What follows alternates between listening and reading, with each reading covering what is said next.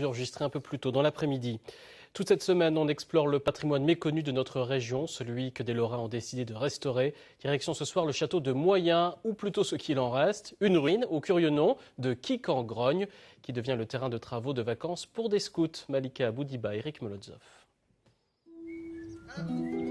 Les vieilles pierres du château Quic-en-Grogne, du moins ce qu'il en reste. En apparence, ici tout semble plongé dans un sommeil profond depuis très longtemps.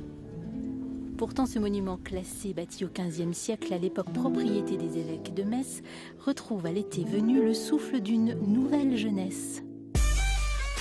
Ou plutôt le rythme, celui des scouts venus de toute la France pour aider à sa reconstruction.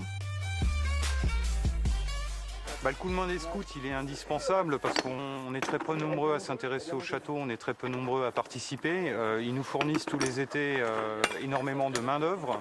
À titre d'exemple, cette année, je pense qu'on va arriver à 6 ou 7 000 heures de travail. Donc vous imaginez bien que pour une petite commune avec peu de gens qui s'intéressent au patrimoine, leur rapport il est énorme en fait. C'est pas un exercice fondamentalement compliqué, mais c'est un exercice nécessaire.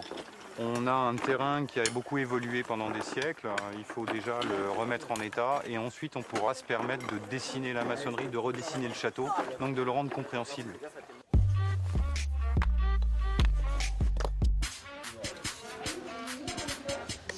D'une manière générale, sécurité sur le chantier, on va essayer de stocker toujours les outils au même endroit. On évite de mettre les outils de travers, le niveau pour pas qu'on marche dessus, on le laisse debout. Travaux de maçonnerie ancienne à la chaux, taille de pierre, géométrie appliquée, rudiments d'archéologie, les ateliers sont nombreux. Pour l'instant, on a vraiment fait des tâches qui sont dures, répétitives. Porter des pierres, les déplacer sur un tas.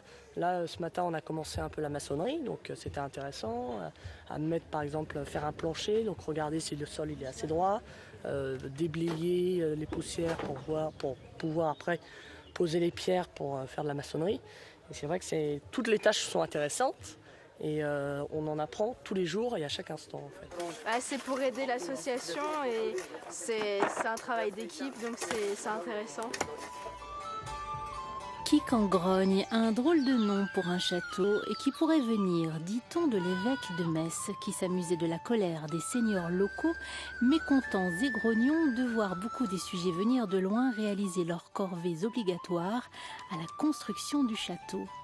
Aujourd'hui, Quic-en-Grogne se visite et les dons servent à sa restauration.